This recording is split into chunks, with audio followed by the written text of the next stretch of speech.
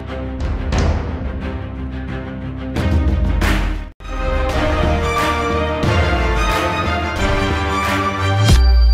teman-teman, balik lagi di channel Prime Asia sama Andi di sini. Hari ini kita bakalan ngobrolin atau first impresi dari Suzuki Gixxer SF 250 yang baru di launching di Gaikindo tahun lalu. Nah, dengar-dengar dari salesnya ini penjualannya sih mantep banget, udah ludes waktu lagi di Gaikindo. Kita akan videoin per detailnya bagaimana dari bodinya. Kalau teman-teman lihat sekarang dari samping, ini kan bodinya kayak paten banget ya, bener-bener rapet dan kayaknya tuh berat gitu loh. Nah, bisa didengar. Mantep banget bro, apalagi di bagian sini nih. Beda banget sama motor lainnya ada pokoknya. Nanti kita bakalan cek bagian per bagian dan kita shoot detail, kita obrolin juga. Stay tune. Oke bro, bagian depannya ini paling mantep banget menurut gua. Gue suka banget dengan dia punya headlampnya. Mirip kayak paru burung dan paten banget gitu loh. Jadi kayak bener-bener apa ya? Kayak bukan barang murah gitu loh, bener-bener mantap banget, apalagi warnanya juga hitam doff kayak gini kan, agak ya abu-abu dikit sih gitu loh. Nah oke, balik lagi, ini kita masih pakai showbreaker lama ya, teleskopik tapi diameternya gede banget, dan kalau buat jeglukan pasti enak bro. Sama jangan salah, remnya ini Brembo loh, by Bre maksudnya bro. Yes, bagian samping depan nih bro, kalau bisa dilihat ini ada kuping, tapi jangan salah bro, ini kuat juga bro. Memang kebanyakan kalau merek sebelah lampu sennya itu udah nempel sama fairingnya dan ini terpisah. Tapi yang bener adalah seperti ini. Jadi lebih gampang dilihat waktu lagi kita jalan sama orang depan gitu loh. Kalau misalnya lampu sen. Ke bagian pengereman depan ini adalah by Bre atau Brembo. ABS dual channel bro. Ini bener-bener full ABS. Memang cakramnya masih konvensional ya. Bentuknya bulat biasa gitu loh. Nah, yang paling asik adalah kita ngomongin sebenarnya ban nih. Tapaknya itu lebar. Jadi kalau misalnya kita ridingnya kecepatannya nggak kenceng, masih ya di bawah 30-20 gitu ya, kayaknya tuh agak berat gitu loh di handlingnya.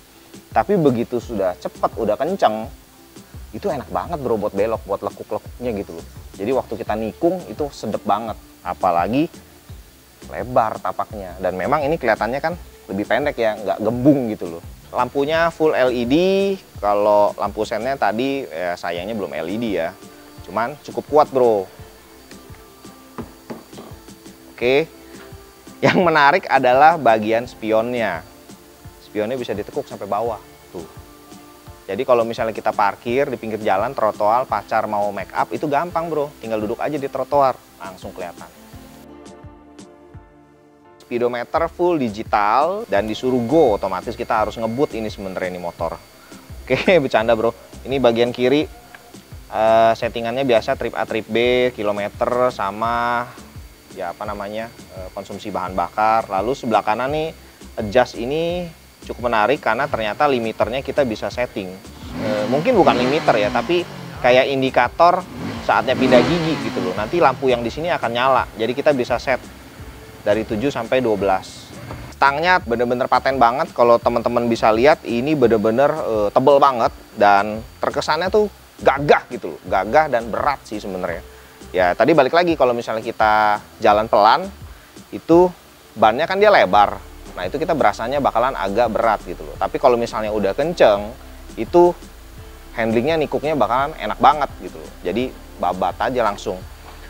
Untuk kelengkapan indikator semuanya lengkap ya bro. Ada engine on off, starter. Nah starternya juga harus pencet kopling dulu baru dia bisa starter. Lalu ada sen, lampu jauh deket, lampu dimmer. Hazardnya nggak ada ya? Wah hazardnya nggak ada bro. Oke, yang cukup disayangkan ada di bagian kunci kontak. Ini bener-bener sangat konvensional banget.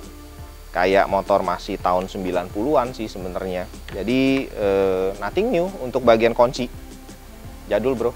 Bagian stang sebelah kanan kalau teman-teman perhatiin ini ada kayak Lego block gitu ya. Ini kayak bisa dicopot deh sebenarnya. Jadi kayaknya ini tempat on off buat lampu. Karena mungkin regulasi di negara kita yang lampunya harus on waktu kontak. Jadi ini dihilangin dengan cara ditutupin. Ini ada sebenarnya bekas spion ya. Jadi ya sama Suzuki sih ditambal sih. Tapi kalau teman-teman mau punya stang spion 4 juga boleh, pasang yang kecil gitu. Bagian mesin ini single piston 249 cc kubikasinya, tapi dia pakai klep atau katupnya 4. Jadi kebayang nggak sih dia punya torsinya sebenarnya bagus ya, bukan main. Oli pakai 1200 mili. Untuk pergantian rutinnya mungkin di bawah itu ya harusnya ya, paling 1100 kali. Dan ini ada buat tempat ngintip-ngintip nih sebenarnya. Jadi olinya masih kinclong atau udah butek dan harus ganti. Kalau teman-teman perhatiin ini ada tulisan Suzuki Oil Cooling System. Jadi sebenarnya Gixxer ini tidak memakai air radiator. Jadi dia itu pakai oli yang dipompa. Ya bentuknya sih mirip-mirip kayak tempat radiator sih, tapi itu bukan air, dalamnya oli bro. Otomatis olinya jauh lebih dingin dan mesinnya nggak cepet panas. Nah, oli dari mesin itu dipompa ke, memang bentuknya mirip kayak radiator juga sih, tapi bukan air, olinya yang di dalam. Otomatis ya olinya tidak cepet panas, mesinnya juga lebih adem. Dan sebenarnya sih perawatannya nggak ribet bro, karena lu nggak perlu pusingin lagi yang namanya harus ganti air radiator. Ya kebayang nggak sih, air radiator yang aftermarket kan ada yang harganya lumayan tuh. Dan kalau udah sekali ganti, harus pakai merek itu terus gitu loh, nggak boleh ganti yang lain. Ya ini lebih simpel. Oh, Suzuki Eco Performance SEP. Kalau menurut gue sih ya orang awam yang berusaha untuk review motor, Suzuki dari cooling sistemnya sebenarnya. Tapi kalau misalnya teman-teman ada yang tahu, bolehlah dibantu jelasin bro, biar sama-sama belajar. Thank you dulu nih. Di buku manualnya sih kita nggak nemuin ya, dia ini sebenarnya nerangin apa. Tapi kalau misalnya kita lihat dari Suzuki Oil Cooling Systemnya, ya mungkin bisa dibilang gara-gara itu kali ya. Jadi lebih performance, lebih irit gitu, lebih simple. Perawatannya otomatis ya, lu nggak keluar duit banyak bro sebenarnya. Nggak mikirin air radiator, dan dengan single piston, ya kalau kau mending sih, pasti kalau 2,5 mintanya 2 piston. Tapi balik lagi, pajaknya lebih murah bro, yakin gue. Bagian yang eye catching banget sebenarnya. Bagian yang paling favorit juga sebenarnya waktu Gaikindo gue ada lihat adalah bagian knalpot. Nah, knalpotnya ini nggak panjang, pendek, dan dari satu piston, satu pipa keluar dari mesinnya, dia keluar 2 knalpot nih. Dan dua-duanya kalau misalnya mesin dinyalain, dua-duanya keluar loh. Jadi bukan bohong-bohongan gitu loh. Dan suara knalpotnya asik ternyata bro. Berasa kayak 2 piston, padahal kagak gitu. Jadi kayak ada nada 1, nada 2-nya gitu loh. Kalau di handphone bilangnya stereo ya, bukan mono. Cakep. Shock belakang, monoshocknya old style juga ya, masih jadul juga, tapi memang body shocknya gede banget gitu loh. Jadi tadi coba riding bentar sih, asik sih sebenarnya sih ayunannya. Lalu kita bahas ban depan tadi udah ya. Ukurannya adalah 110/70 dan ban belakang ini 150/60. Jadi bener-bener lebar banget tapaknya dan enak banget dibuat cornering, dan mungkin bikin lu tagih nanti. Bikin lu ketagihan nanti. Untuk bagian rem belakang tadi udah dibahas dual channel, jadi belakangnya juga pasti ABS. Kebetulan gue juga kurang tinggi orangnya, cuman 160-an. Jadi masih jijit sedikit. So far sih nyaman, dan kalau cara berkendaranya ini mirip kayak GSX, tapi sedikit lebih nyaman dibandingin GSX. GSX tuh kayaknya lebih nukik banget, dan kalau misalnya lu bawa lama, pasti lumayan agak perih juga tuh tangan. Ini joknya sangat lebar, jadi buat boncengan sebenarnya enak. Spakbornya ini sebenarnya nggak biasa ya kita lihat ya. Kalau dari pabrikan langsung keluarin spakbor model seperti ini jadi nggak lumrah banget gitu loh.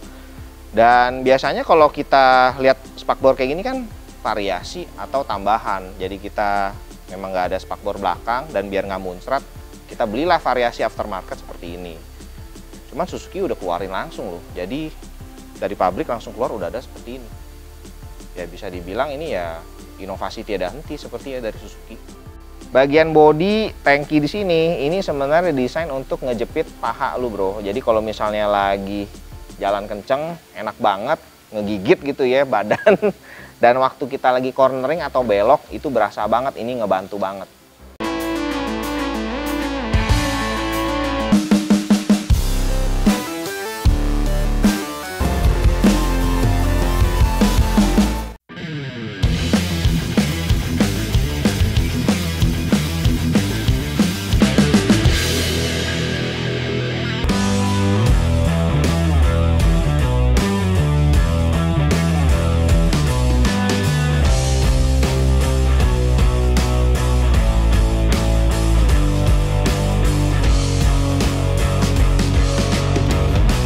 Oke bro, setelah tadi kita bahas per detail dan kita bawa riding, memang sebentar dan jadi memang nggak banyak yang bisa gue pelajarin. Cuman dari impresi pertama dan bawa motor ini sebenarnya enak banget dan ciri khas Suzuki yang memang enaknya main di tengah ke atas, baru ngebetot banget dan ngejambak banget dia punya speednya sama tenaganya. Jadi kalau teman-teman memang pengen beli Gixxer SF250 ini, wajib beli sih sebenarnya sih kalau memang ada duit. Dan ini sebenarnya bisa jadi kolektor item juga gitu loh. Satu piston 250 cc, build up full 100% dari India. Jadi bukan buatan lokal, bener-bener Suzuki import langsung dari India, blegedek satu unit. Jadi dari sampai bannya juga bener-bener buatan India langsung bro.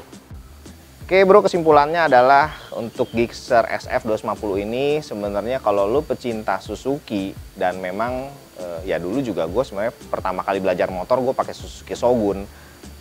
Kayaknya wajib beli sih bro kalau memang lu suka motor Suzuki. Inovasi tiada henti ada di sini sebenarnya. Kaum mending sih kayaknya nggak cocok sih. Better coba cari ya motor matic.